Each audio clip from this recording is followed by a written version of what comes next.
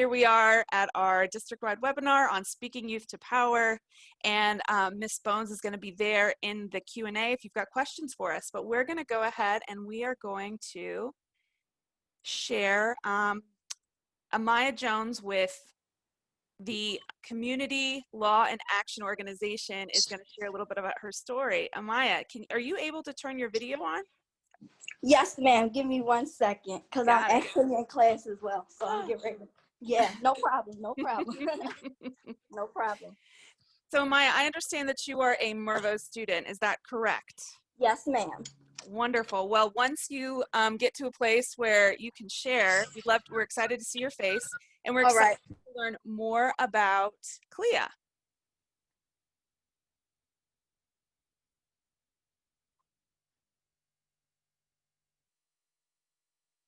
All right.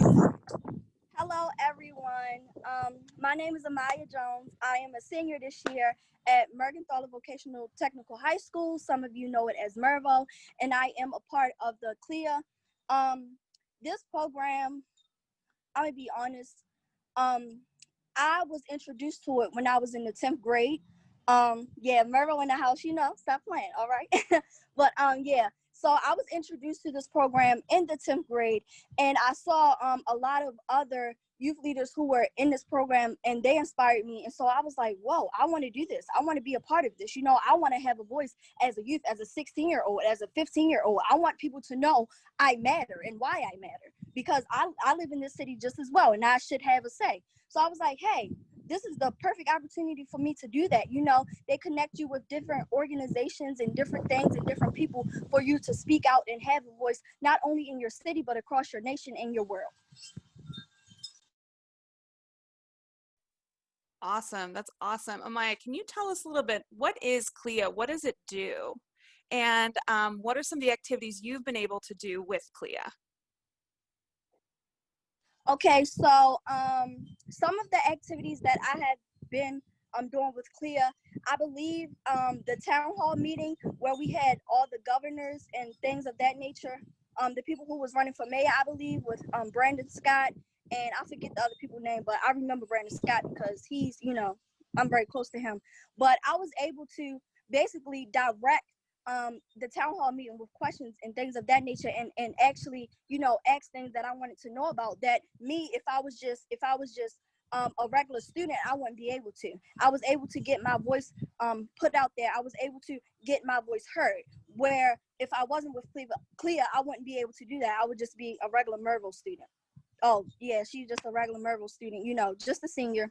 She's not really doing nothing, but CLIA, it gave me that opportunity to go above and beyond with really engaging in my city. And I also with CLIA have had other opportunities to, I remember we were on a radio station speaking about problems and speaking about what we want our mayors to do. That was a perfect opportunity because, again, it gave the youth a voice. It gave the youth a voice to go out there and speak on the problems that should be spoken about. And it gave us an opportunity to be real. It gave us an opportunity to be authentic and what we want to see and how that should be, you know, how that change should be implemented. Awesome. Awesome. Well, it's very clear that you have a voice and that you've got space for it. So I would ask you just one more question, unless if Shamira, if you have any questions that are coming in from any of our students, feel free to pop in and share those. But my question for you, Maya, is if there were a student that didn't think that their voice mattered, that they didn't think voting mattered, that they were like, there's no reason to get involved in my city, you know, there's too much going on, there's no way I can affect it, what would you say to those students, to your fellow students? I would tell them, stop it right there. Stop it right there. Because even though you may not see change right then and there, that does not mean it's going to happen. As young people, we want it fast. We want the change to happen so fast. But we have to know that when we vote, when we go out and you know, cast our vote, things going to happen, whether you may believe it or not. Whether you may not like each of the presidents, you still have to vote because your vote matters, honey. This is your city. This is your home. You want your home to be as perfect as possible. And you can do that by having a voice, by casting in your vote. And if you just sit back and laying back and laying low and not doing nothing, it's no need for you to complain about anything that's happening in the city because you're not doing anything to change. And when it's time for things to change, you're just sitting back saying, oh, no, it's not going to happen. My vote doesn't matter because I don't like any of the presidents. No, get your butt up and go vote. Whew. I feel it. Amaya, oh my goodness. Whenever you're ready to run for any office, you got a lot of folks on this call that are ready to support you in that. I'll be there. I'll be door knocking for you. I'm inspired. Any of my, drop the mic, says Mavis. Yeah, we got a lot of preach and a lot of drop the mics in our comment section. Is there any questions coming in from our Q&A? Are there anybody in our chat section that would like to ask a question? And if so, Shamira, go ahead. Yeah, but we're encouraging you to put your questions in the Q&A, but not yet. Okay. All right. So Amaya, have you voted yet? I am 17 years old. I'm not 18 years old. But through I have registered to vote because I think many of our young people don't know that when you're 16 you can actually register to vote. So no, I haven't voted yet, but I have registered to vote. Wonderful. And would you be willing to hang out with us? We've got a few more speakers that are coming on today. Would you hang out with us? And then at the end, we're going to have another Q&A. And then maybe folks. I do have a question. Oh, we got a question for you, Maya. Go yeah, ahead. So it says, Amaya, how has the program helped you explore your career passions? That's funny. Because, okay, let me see. I know that I want to do something with law, whatever it is, whether it's, you know, being a police officer, whether it's being the police officer who takes tickets, or whether it's being the president. Hey now, I just know that I want something to do with the law, whether it's being a lawyer. And Clea, you know, seeing all the different engagements that we have and seeing all the things that you can explore in this program and talk about the things that matter in your city, that just makes you want to get up and go make that change. That just makes me want to get up and say, wake up one day and say, oh, I want to be the mayor. Well, why do you want to be a mayor? Because things need to be changed in my city, man. And this CLEAR program has opened my eyes so much. You know, it's so many it's so many problems in our city that we aren't aware of, or in our state that we aren't aware of. But being in CLEAR, it has opened my eyes so much. It has made me say, okay, I want to jump on this. And not only that, but it has helped me to create a plan. Because if you ain't creating a plan, honey, ain't no need for you to say, oh, I want to do this. No, you need to get a plan. You need to know exactly how and what you need to do in order to make that change happen. So CLEAR has helped me in a lot of aspects in my career. It has opened my eyes to see what I really want to do and why I really want to do it. It added that passion behind what I wanted to do. Yes, ma'am. Thank you so much. All right, you're hanging out with us. Feel free, if you've got questions for any of our speakers, please ask your questions. You can be in a dialogue with them. And then at the end, we've got about 70 students on with us. Hopefully, you know, the word will go out that this is amazing and they'll bring their friends. And so hang around with us so you can answer any of their questions because you're inspiring. And I know I want to learn more from you. All right. Thank you. Yeah. All right, so next up, we are going to hear from Delegate Melissa Wells. She represents our 40th district. And before we go to her, Shamira is going to share a little bit about her bio so that we have a context for her. And then she's going to share some of what she's been up to with our state government and how she's been engaging with young people and how we might be able to do the same. Shamira, are you ready with that bio, love? Yes, I was taking my snack break as usual, but I'm ready. Go ahead. So, welcome, Delegate Melissa Wells. We have you here. It states that you're an elected state delegate representing Baltimore's 40th Legislative District in the Maryland General Assembly. Delegate Wells serves on the Environment and Transportation Committee and advocates for investments that support workers, union construction, and apprenticeships. As the Baltimore director of the Baltimore DC Building Trades Union, Melissa works to improve area building trades for members and their families. She also helps support efforts to increase opportunities for residents in construction and through apprenticeships, including women, youth, and returning citizens. Prior to joining the building trades, Melissa worked at PolicyLink, where she co-led the Transportation Equity Caucus and advanced priorities related to promoting equitable and fair infrastructure investments. Melissa holds a master's degree in public policy from the American University of Public Affairs, as well as a Bachelor of Arts in Political Science from the University of California, Riverside. Welcome, Delegate Wells. Thanks for sharing with us today. You can have the floor. Great. No, thank you so much, Shamar, for that introduction. And it's really a pleasure to be here. I'm actually pumped up just from Amaya, from her comments about all that she's doing and all the promise that she sees in the community that I know so many young people that are going to be viewing this see. And so I'm really happy to be here and to share a little bit about my story. And I'm actually so encouraged to hear from Amaya because unfortunately, when I was your age, which was a while ago, I did not have the same access to organizations like CLIA that we have here in Baltimore. And so I really never had an opportunity to be fully engaged in my community because there wasn't a lot of space for people of my age or that look like me. And so it's something that as an elected official, I'm so committed to making sure that I make that space. I support those spaces like this space that we're in here today. That young people that look like us, that look like you, have that chance to be a part of the process.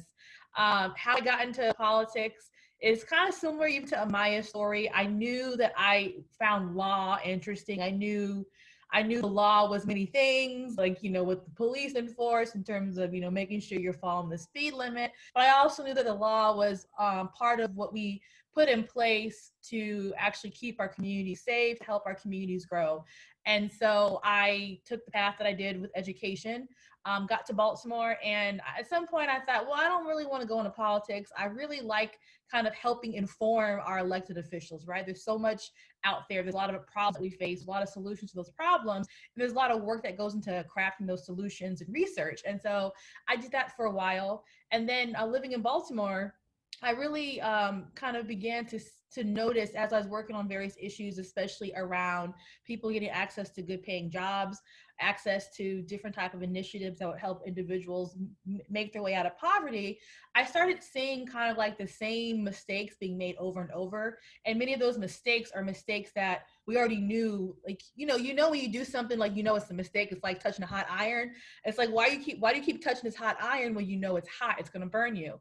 And so that was really kind of the impetus for me running for office, is just seeing like, okay, I've spent time on the sidelines. I've been pursuing all these other ways of being active because, as many of you know, there's ways to be active. Voting, like we said, is one of them. Advocacy is another part of it. There's other parts around research, and there's a whole multitude of different ways to be involved besides being elected.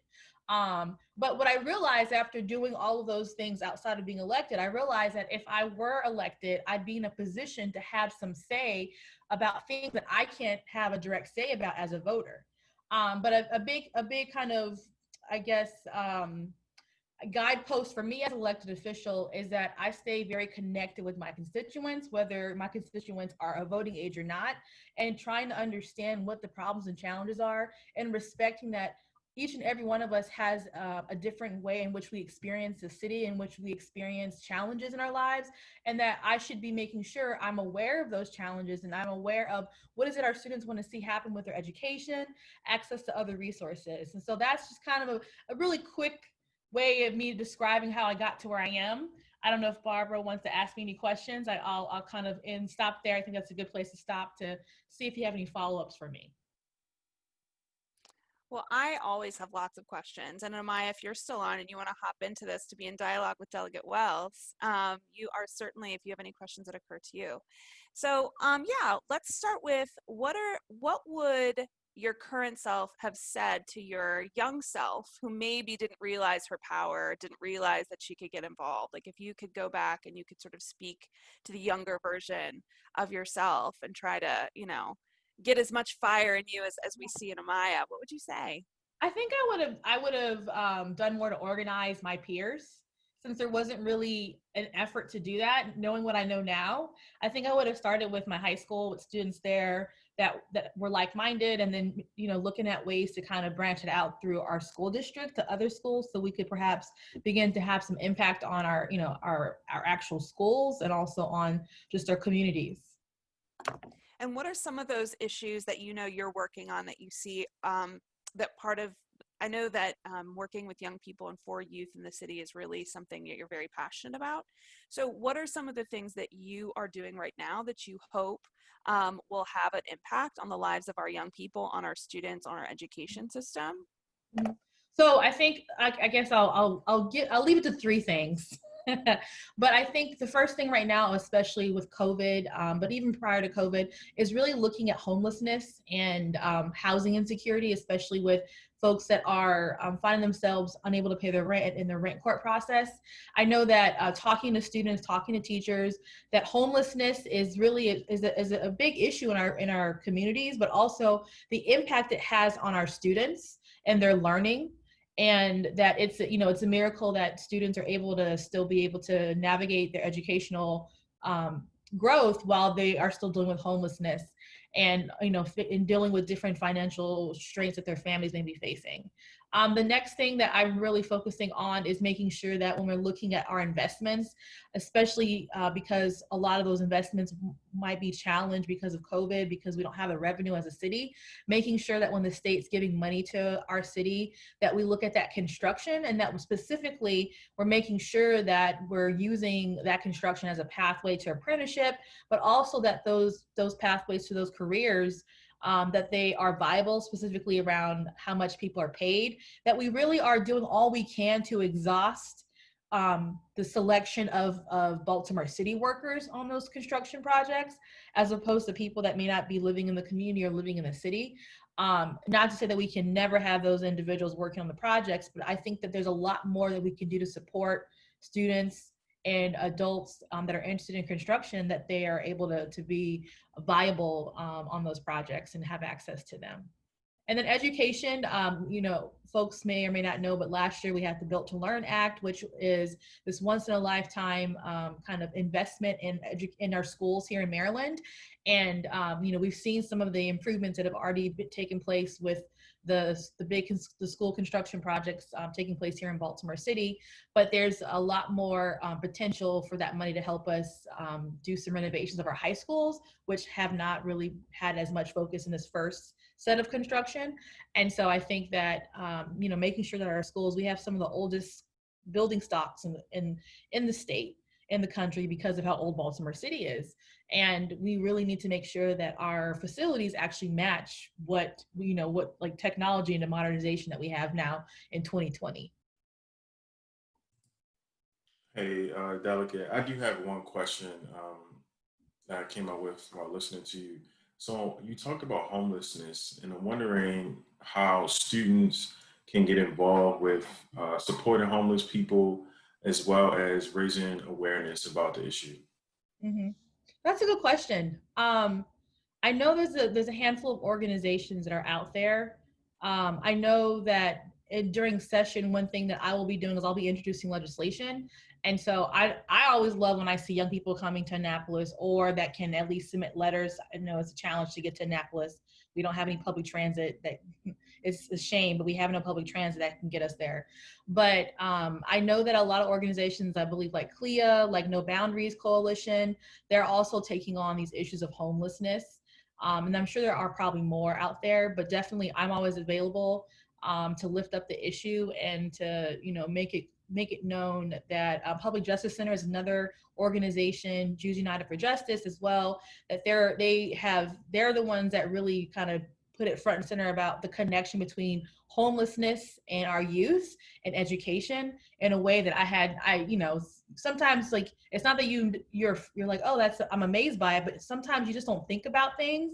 And that's why it's important to have these conversations. That's why I never look at it like I can have too much information. I can never have enough information, is the approach that I take to this process. Thank you for that. Yeah, hi, Delegate. I had a question. I guess this is just like a more personal question. How did you, well, if you dealt with this, how did you deal with, not having people who supported you, or the naysayers around you? Whew. I would say that the first thing I did was I got out of my own head. And so like standing in my confidence, my who I know I am, my ability, where I know my goals and my intentions are. And then I think too, a lot of times you have to brag a little bit, like, you know what I mean when I say brag, right? Like, I know what I've done in the community. And so no one's going to tell me I have not done these things, right? They may not have seen me do it, but people have seen me doing it, and I know what I do. And so I think that you really kind of have to brush them off, but then also sometimes you got to kind of let them know. Like, okay, well, just so you know, I've been doing this and that, and and you stay in your lane, right? So they want to focus on, they might do a lot with, I do a lot more around workforce development and like financial stability of our communities. I support like helping people get out of homelessness, but I don't do direct homelessness support. So you can say you do that. I'm not going to say I do it specifically, but own what you do and don't let someone make you feel like because you're not doing what they're doing, that you're not doing enough. Awesome. Thank you both. Amaya, thank you for that question. Thank you, Delegate Wells, for being with us today. If you can hang out to the end of the Q&A, I'd really appreciate it. So all of the conversations can come together and curiosities can come together. I'd really appreciate that. Great. All right. So now we're going to move on to our next segment. We've been talking about the importance of voting. We've been talking about the importance of being engaged in various ways and that you're never too young to get engaged. And so now we are going to hear from Mr. Eddie Hawkins, who we are so grateful that he's joined us with the Mayor's Office of Children and Family Success. And Eddie's going to share with us some of those logistics around registering to vote and its importance. So let's introduce you, Eddie, and then I'll share your PowerPoint so you can take us through it.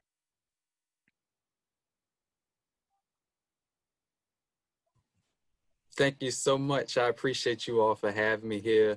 Good afternoon, everyone. I'm skipping through the entire day. Drop some ones in the chat if y'all can hear me. I just want to make sure all of our youth on the line are active, that they're tuned in, that they can hear me, and that they're about to, learn about these important dates and opportunities to vote. All right, I see those ones coming through the chat. Awesome. My name is Eddie Hawkins. I'm the Youth Activation Specialist from the Mayor's Office of Children and Family Success and a 2015 graduate of the Baltimore City College. Yeah, so City Forever. If I have any Knights on the line, let's drop some City Forevers in the chat. I hope I'm not here alone. My sister goes to Poly, by the way, but that's no problem. But today we're going to be talking about getting registered and going out to vote. So should I share my screen or will the presentation still be shared for me? All right, perfect. There we go.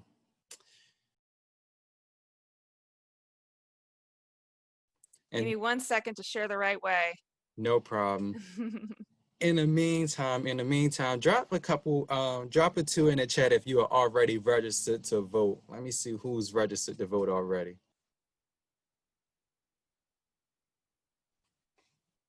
Okay, we got a couple people.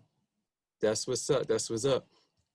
As Amaya said earlier, you can register to vote at 16. And I made some changes. Okay, perfect. So that's the right one. No.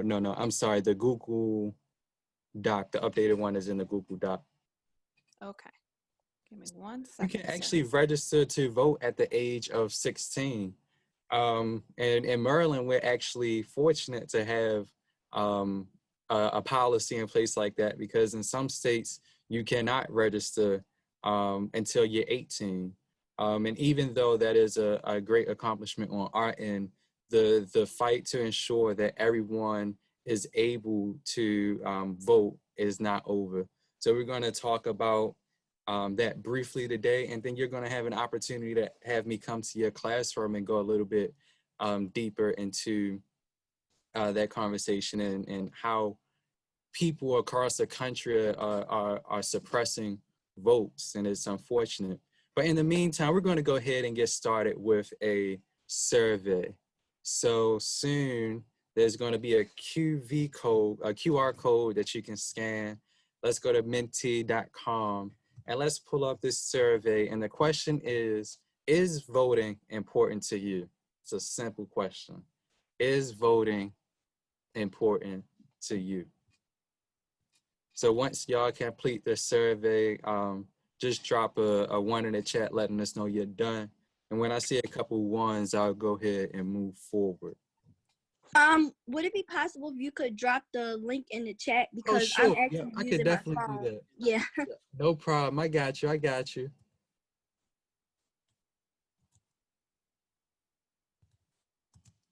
There we go. The link is in the chat.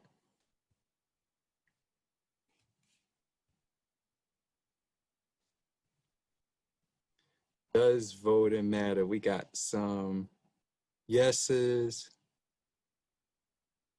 Is voting important? It's very important to me. Got about 38. I have registered or plan to vote. At about 25, I will encourage others in my community to vote. Oh, that's 3.9. How is this? Is this in percentage? So this is an average of Okay. like a statement, like, so 5 was the highest and 1 Okay. was the lowest. Okay. And that middle line is our average, right? So Got you. All right. So for the most part, voting is important to everyone on this call. We still have some work to do around the number of people who have registered to vote and have a plan to vote. No worries. That's why we are here. It's an ongoing process. And we have a couple of people who have committed to encouraging others in the community to vote. Hopefully by the end of this session, everyone will understand that voting is important. Everyone will be inspired to go ahead and register to vote and create a plan to vote. And everyone will be activated to encourage someone else to register to vote as well. So let's go ahead and move on and give you all a little background as to what we're going to be discussing today. So it's an unfortunate statistic that only 6% of youth ages 18 to 24 were at school or part of a class to register to vote. All students are supposed to be in school, so that's an ideal opportunity to get them activated in this democracy that we live in. At the same time, 62% of 18 to 24-year-olds are never asked to register to vote anywhere, whether that's, walking down the street, whether that's someone knocking on their door. 62% of youth 18 to 24 have never been asked to register to vote. Drop some ones in the chat if you have been asked to register to vote, and this is national. 78% of registered 18 to 24-year-olds voted compared to 87% of 65 to 74-year-olds, which suggests, we always hear young people are not coming out to vote, but this suggests that if young people are registered to vote, they will actually go out and do it almost at the same rates as senior citizens. And finally, October is Youth Justice Action Month. So the action that we are encouraging everyone in Baltimore to take in order to ensure that there's justice for youth is going out to vote, because we know that our elected officials have the power to be champions of and implement policies and laws that benefit us, the youth of the city. But we have to make sure, and we have the power to make sure that the people who we trust in are in those positions. So before we transition to the next slide, I want to get some feedback. Why do some of you all think that, young people don't vote? And y'all can drop it in the chat. When I get a couple responses from our young people, I'll move on. But I'm so interested in hearing why some of you all think that young people do not vote. I think that most of our young people do not vote because, one, they are not knowledgeable about it, right? Aren't highly educated on the voting process. Exactly. Took the words right out of my mouth. Exactly. Right. So we need to be more knowledgeable about the process. Thank y'all for that. They don't think it makes a difference. Wow. Yep. My vote doesn't count. Nobody's listening to me. It's only one vote. Okay. they don't think it makes a difference and they're not awesome. All right, so let's going on to the next slide, and we pretty much hit some of the main points. But like you all said, the idea that local government doesn't matter, you know, some people are like, it's only the mayoral election. It doesn't matter. I'll go vote in the presidential election. Fun fact, in Baltimore, we actually delayed the election by a year in 2015 so that it can align with the presidential election and see more and have more people come out. Some people also say, like y'all, there's a lack of we don't understand the value of that single vote, and we're going to dive into that a little bit. And then there's also effects of voter suppression. You know, sometimes you need you need an ID to be able to register and go vote. You know, if you don't have an ID, you can't register. If you don't have the time to take off of work to go vote, then you can't go vote. So let's transition over to the next slide and dive into a little bit of how much value a single vote does have. Now, this is not us endorsing any one candidate, but we do want to look at the real numbers. And the facts are that in this past mayoral election, the difference between the winner and the runner-up was less than 3,200 votes. That means if 32 more hundred people would have came out and voted for the runner-up, there would have been another mayoral election. And, you know, some of us are like, well, 3,200, that's not really a lot. But in a city of about 600,000 people, that is very little. Also, in the 4th council district, there was only a 218 vote difference between the winner and the runner-up.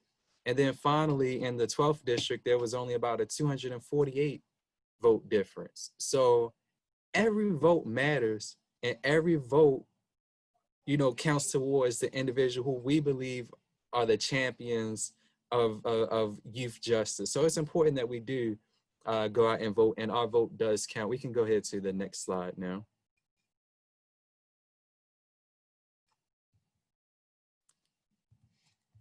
So young people have a huge opportunity to be heard. I heard Amaya talk about, you know, how some people didn't really take her seriously until she joined CLEAR, you know, but voting is one of the unique opportunities that you have just by being American.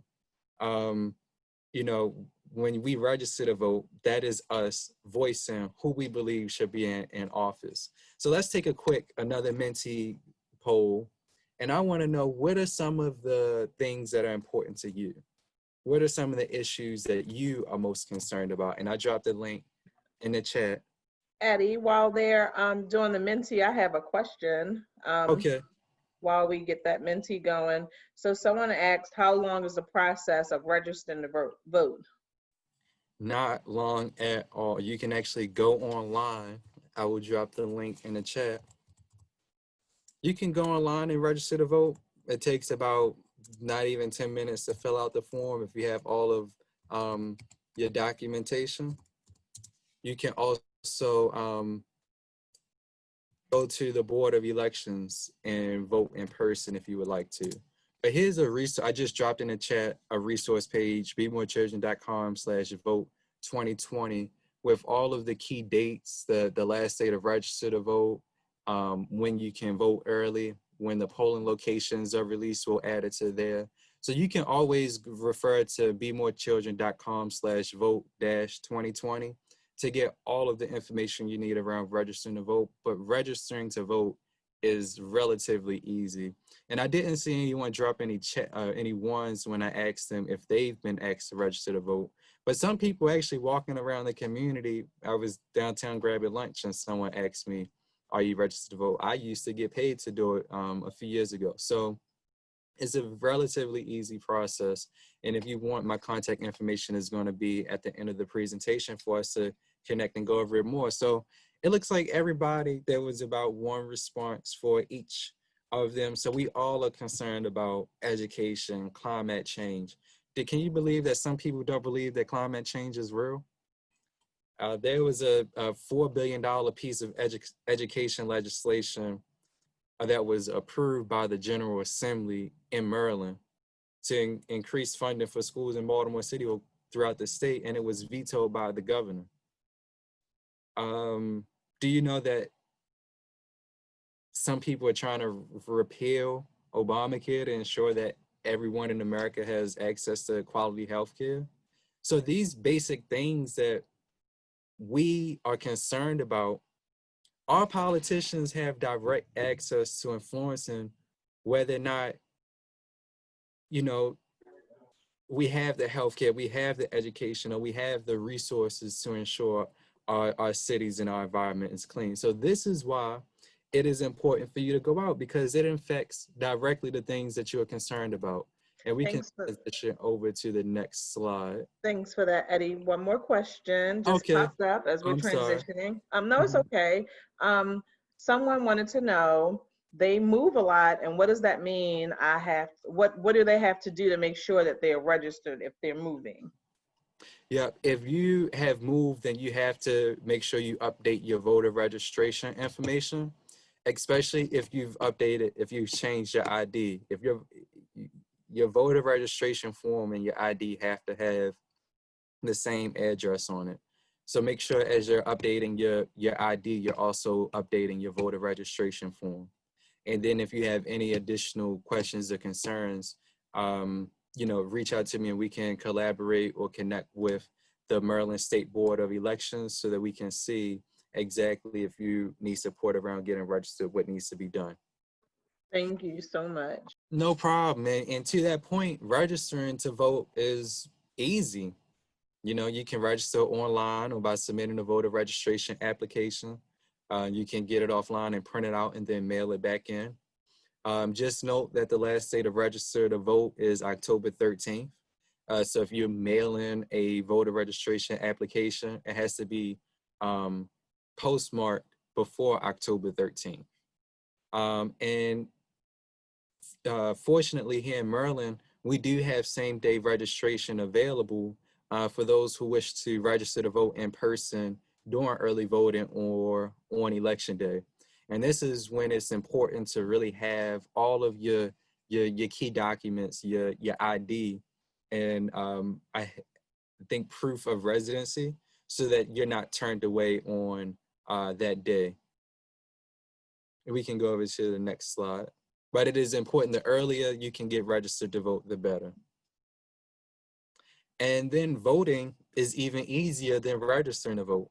You can vote by mail by requesting a mail-in ballot online. You can vote early. Early voting starts on October 26th and it goes through November 2nd. So if you can't take off of work on November 3rd, you can either mail your ballot in or go in early when you are off, or you can go in person, and we're also going to have ballot boxes distributed throughout the city. Now, how can you get active in, our campaign, the Be Heard, Be More campaign? Well, you can sign the Be Heard, Be More pledge, where you commit to checking and updating your voter registration information, registering to vote if you aren't already. Again, you can be 16 years old to register to vote. You can help 5 other people register to vote, whether that's your family or friends.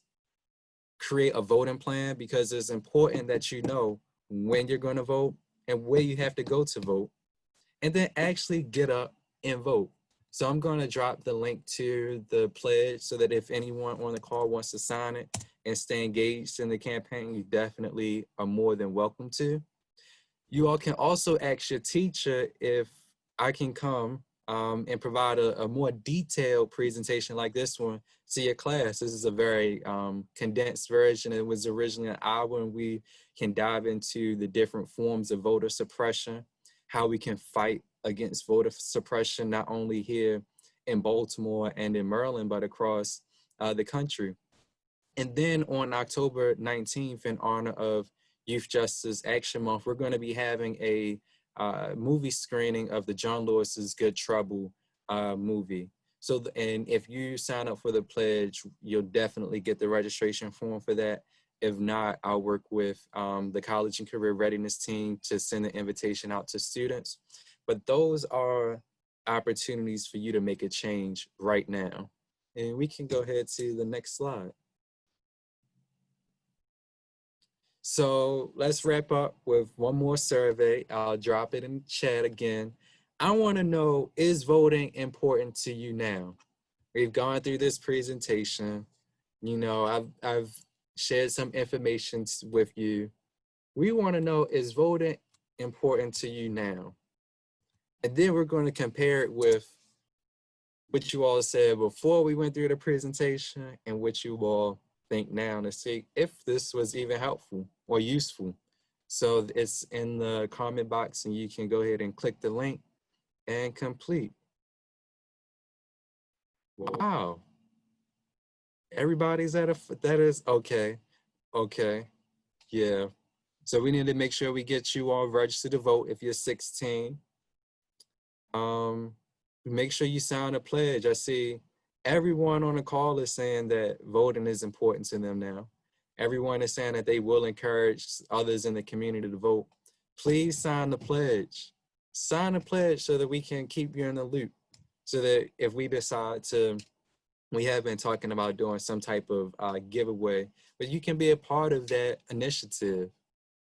And I think that is our last slide. So if anyone has any questions or concerns, and like I said, would like for me to come into that class to do a more detailed presentation, please feel free to contact me. The team is going to put up my contact information. Again, the website that you can get this voter information on is bemorecchildren.com/vote-2020. And my phone number and email address is there. You can text or call me, and I'm more than happy to support you in registering to vote and getting others in this effort too. So thank you to the College and Career Readiness team for this opportunity, and thank you all for participating. All right, thank you so much, Eddie. Hang out for just a second, and I'm going to leave up your contact information if anyone wants to take a screenshot or takes a picture with your phone. Just a reminder, if you, you've got, everyone's taking different history classes. If you're in U.S. history, if you're in government, and you want Eddie to come on into your classes and talk in greater detail about voter suppression locally and nationally, he was super generous to cut down this presentation for our purposes today, but there's so much more that he would love to go into with your classes. So please reach out or reach out related to anything else. So make sure you take a snap of that. And then we are just going to transition straight into Q&A. So I would love if Eddie and Melissa and if everybody could turn their cameras back on so that we can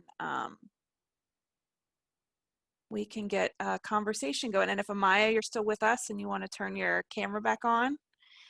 Yes, ma'am. All right, so if you've got questions, you can put them in the Q&A or you can put them in the chat. You can message them. If we have had any questions come in, Shamir is the queen of the questions and answers and will hop in and let us know. I have a question actually, because this is sponsored. So this is sponsored by the Work-Based Learning, the Career Readiness team. And normally in this space, we would maybe be talking about, internships, apprenticeship, things like that. But we know how deeply important voter registration is, and with the deadline coming up, we pivoted because that's, what we felt like students needed. But I have a question for you, Eddie. How'd you land this sweet job? What was your path to what seems like a really awesome job? Maybe Amaya wants your job one day, like on her way to the presidency. Like maybe it's her stopping off point. So like, how did you get there? Similar to Amaya, being very engaged and involved in the community. I didn't just wake up. I was inspired by President Obama when I was in the 5th grade to get involved in public service. So once I went to middle school, I went to a very small middle school, Connections Community Leadership Academy. And I was so fortunate for them to have embraced, my desire to want to lead and serve the community. And they positioned me to do a lot of the things at that school. And once I got to high school, it was a little bit different. It was a bigger school. So I found my niche at district headquarters. I got involved with the Associated Student Congress of Baltimore City. I was a fellow for 2 superintendents. And then I also served as a student commissioner for Baltimore City Public Schools. So I've been involved, throughout the city for 8 years or so. So it was a natural fit.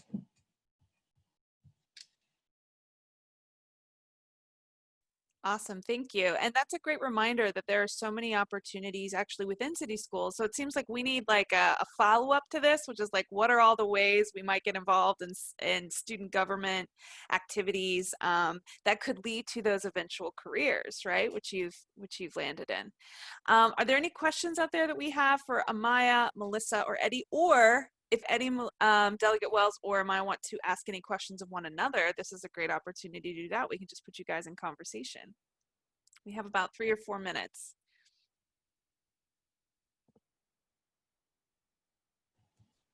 I mean, I'll just add on as we wait for a few other questions. I'll just add on to that.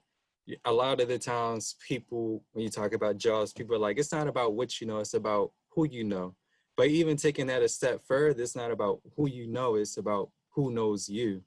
So if you're out in the community like Amaya is, doing good work, being at these public hearings and speaking truth and having programs and initiatives that are thriving, then someone will see that and someone will want to tap into that talent and your voice. So it's always about putting yourself in a position to be seen, to be recognized, and be your authentic self. That's great advice. So I have one question on the topic of voting. So I know a lot of times we hear conversations, or we embark in conversations about voting, which is extremely important. But I'm wondering, what are your thoughts on how voters can continue to stay engaged even beyond just, election season, and how can we work to help keep politicians accountable for the things that we voted on them for? Because I'm sure like people vote for people and then they may not do the things that they wanted them to do or do the things that they said they would do. And so what can voters do to stay involved? That's a good question. And that's actually like a really, I think, one of the most important questions after have you registered, after have you voted. So I think that the way that people can stay involved is at all junctures of government, there's a lot of legislation that has to get heard. The budget every year, Baltimore City has a very involved process for the budget. We have a budget process at the state where people hear it. Each committee has different bills that may be of interest to individuals. And there's a commenting process, and that commenting process is how people can weigh in. But also then you take it a step further where you have like CLIA. I remember last year they were down in Annapolis during session. I forget when it was, but I remember seeing them throughout the halls. And so you have these kind of advocacy days where people come down to Annapolis and legislators make time. It might be 5 minutes, but because there's a lot of people that are trying to see them. But I make time to come to my office, and I always make time, especially for our young people, because I know that I want them to see the process and understand the process. But more importantly, I want them to see that this process can work for them, and that there is a place for them in it. So those are some of the ways. But definitely, Albert, one of the biggest things is the engagement piece. And then accountability, and accountability is two-way, I should say, where folks they tell you, I am holding you accountable for X, Y, and Z, and then those individuals then look at whoever the elected official is or whoever they're holding accountable, and they come back and say, this part, this didn't happen. And typically, accountability is also a very active and engaging process where you don't just come back at the end and say, well, you didn't do it. You also have to kind of jump in and say, okay, well, where's the process? And it would be interesting, Eddie, to hear from you, because I think that when it comes to the governance process, there's like so many different ways to be engaged. We could do a whole nother one, honestly, on just like, what does engagement look like, right? Like, it's elaborate, but it's not complicated. It's just like knowing, in Annapolis, we have our committees. The committee is where like the bill that gets heard and like they dig into it. Then the subcommittee goes, they look through the bill and then they decide, okay, we want to add this language. There's so many different things that take place. And I think that the people I see who are who are the most effective in Annapolis, they understand like who to talk to and when to talk to them is what I would say. All right. Thank you so much, Delegate Wells. So we are unfortunately at the end of our time, and Albert is going to tell us what happens next, and I'm going to share a screen, and then somebody's going to drop the exit ticket link in the chat. So. Yeah, so we are, as Barbara said, reaching the end of time, but we do want to, again, thank all of our guests who joined us for this powerful conversation. I'm hoping that you students gain some value from this, that you talk about it with your peers, your parents, your guardian, and other people you're connected with, because this discussion is not just about the people who you see on the screen, but it's about all of us. And so I'm hoping that we all see our part in this. And a big part in us being able to transition this conversation and be able to document what your thoughts are, what your feelings are, if you're ready to get involved, if you're passionate about this, is completing the exit ticket. So I just put it in the chat. If you can please click the link and make sure you complete it. It's our way of seeing who was here, who was present, but it's also a way of you sharing if you're interested in getting more involved, right? Like you might want to connect with some of our presenters more or learn more about their organizations or see, what's your foot in this whole process. So if you're interested in that, let us know in the exit ticket. And what I can guarantee is a follow-up from us, somebody on our team. If you put that in your exit ticket, we're going to make sure we reach out to you and try to connect you as best as possible to the people that are going to help you move things forward. So please complete the exit ticket. It's in the chat. Thank you all again for joining us. This is a great conversation. I love to hear the questions from you all. I'm very passionate about youth, about young people. And so make sure you come back next week. Y'all know we're doing this again. Same time, same place. So make sure you're in attendance. Tell a friend to tell a friend to tell a friend. Let's keep the movement going. I see something in the chat. Someone asking about how they can do more community service, and that's a great question. So please put that in your exit ticket as well. But while people are completing that, if our guests have any ideas around how students could participate in more community service, we'd love to hear your thought. Mr. Hawkins, I believe you had some thoughts on that, if I recall correctly, when we were chatting. And can I just add one thing though? Michaela is a very active young lady because I had her as a 9th grader. So Michaela's voice is very powerful. So definitely she should be somebody that we need to bring in the fold into this getting people out to vote conversation. Thank you so much. And I see Michaela, was that Michaela in the chats? Mm-hmm. Did you, Eddie, did you have some thoughts on service learning? Was that something that you Yes, yes, because there are so many opportunities throughout Baltimore, even with Youth Justice Month starting tomorrow. We have a few opportunities from the movie screening to actually going out to canvas and help encourage people to register to vote for youth to earn service learning hours. So hopefully we'll continue to collaborate with, and I'm sorry I'm not on camera, with the Office of College and Career Readiness so that we can formalize that process and start promoting them to students. But yes, it is a need that we've recognized and that we are working to address. Awesome. Well, thank you again to all of our guests that have spent their time with us today and shared a little bit about all the ways we can get engaged.